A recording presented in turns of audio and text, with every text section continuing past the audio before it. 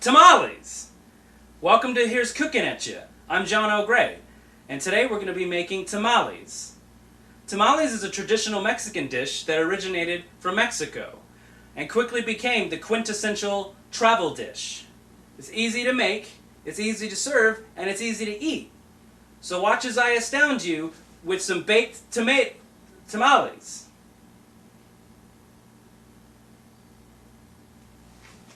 Now, tamales have been regarded as the Mexican egg roll since they're both small and typically consist of chicken, beef, pork, or a combination of all three. But most people don't know that tofu can also go in a tamale. I'm not sure why anybody would want to do that, but you know, it's an option. We're going to go with pork tamales in this case. So here's a trick I learned in, after a few trial and errors over the years. You know how a recipe is like a skill. It's always changing and getting better. So here's what I do. I take a large sheet of foil and I just wrap them all up. And I'll have them facing all horizontally or vertically, I guess, depending on which way you're facing, just as long as they're all in the same direction. And you want to pack them kind of tight so that they're uniform. You just want to wrap them up like a mummy, just really tight, but not too much, just enough to cover them. This not only cooks them thoroughly, but you don't even need a baking tray, which is great. If you don't, if you don't own one, it'd be great.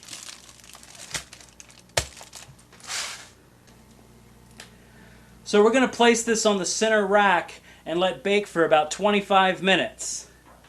Ah, fuck! Ah.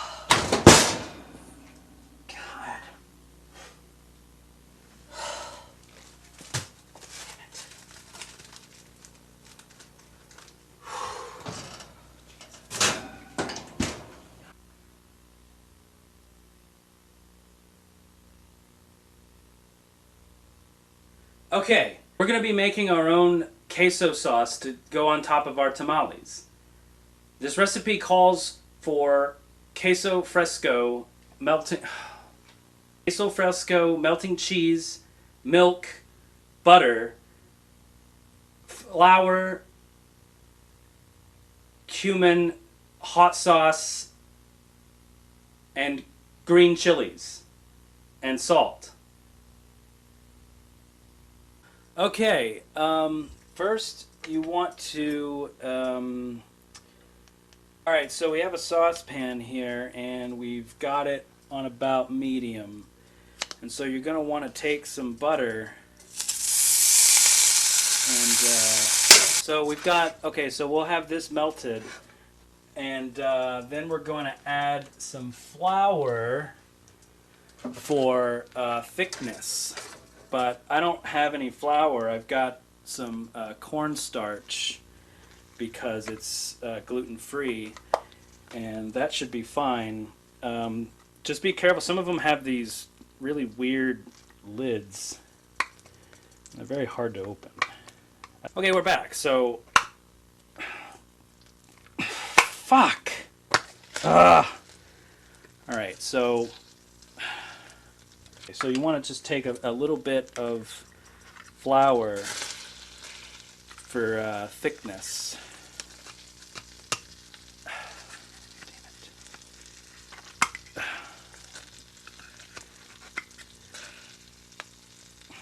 There we go. And so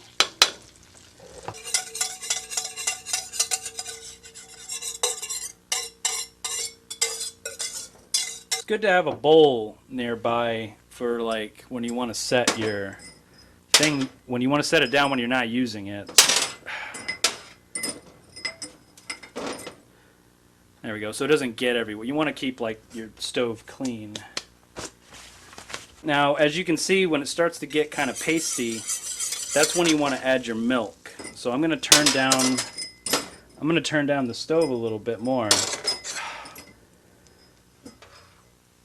and we'll add the milk. I'm adding about just under 2/3 of a cup of milk. Let that mix together a little bit. And then we're going to add the hot sauce, which you can kind of eyeball this. I mean, I like a spicy queso, so I'm going to go ahead and put, just I guess that was 3 or 4 kind of gibbles or dabbles, or whatever you want to call that when it comes out.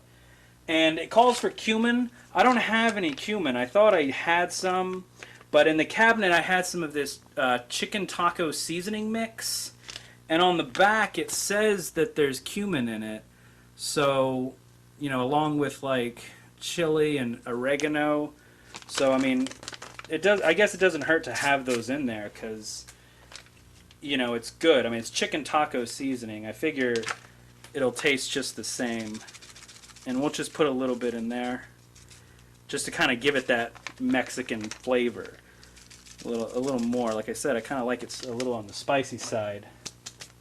And then what we're going to do, we're going to kind of mix that together. Damn it. Fuck. It's kind of hot. But like, that's the thing. That's kind of the trade-off. Like, you get something that's delicious, but it takes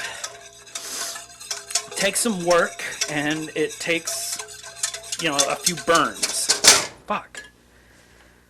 All right. And so once you've got it all nice and built up, you want to add that queso fresco. Now, I thought I had some queso fresco in the fridge, but I think I already used it a couple of days ago. But you can just use like some cheese, like just shredded cheese works too. It's just that the queso fresco will melt a little easier. So I'm going to use about half a bag of this shredded cheese. Whoops, a little too much, but that's all right. Like, that's what's great about a recipe like this, is that, like, if you use too much, you can always balance it. Like, the other day I was making some roast chicken, and I cooked it a little too much because I wanted to get in a quick shower. And that's a good time-saving tip. Is sometimes you can cook something, and while it's cooking, you can run some errands or take a quick shower. And I guess I got carried away and kind of forgot about it, and it kind of burned.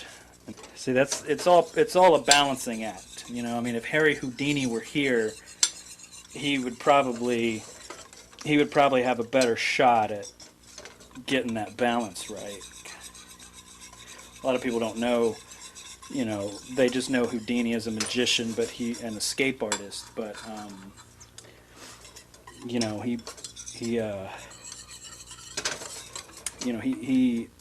he also, like, he was really good at balancing. Now, it should thicken up after you kind of let it stand a little bit. Oh, shit. Okay. Wait. Add the green chilies. Okay. Our queso's looking good. And just in time, because our tamales are ready.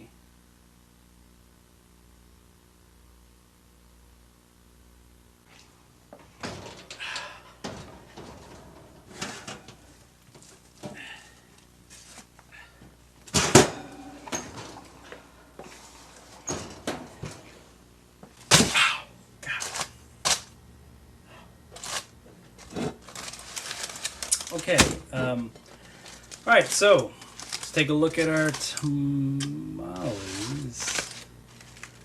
Well, I mean, they're golden brown, so, I mean, that's kind of the point, is it doesn't need to be soft. I mean, it can be kind of hard, because, that's where all the sauces come in hand, is that, the sauces kind of wetting them up. You know, this is good. This is good. And place a few on the plate here, and you know, in kind of a little order here. And now the presentation. And now for the best part, the presentation.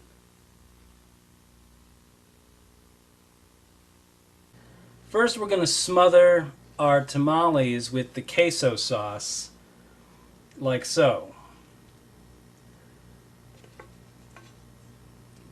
Just get them all covered up.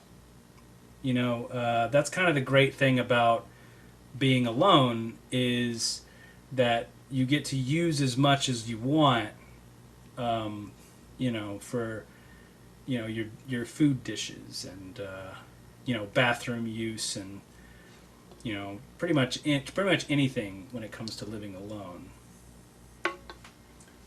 I like having sour cream and salsa with my tamales, so I'll put a pretty good sizable dollop right on there, just kind of on the side, so I can, you know, control however much I want on it.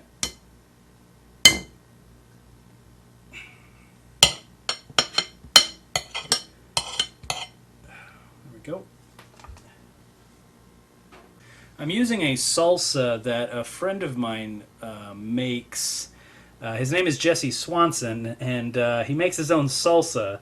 So, you know, a little shameful plug there. It's called Half Breed, since he's half Mexican, half white.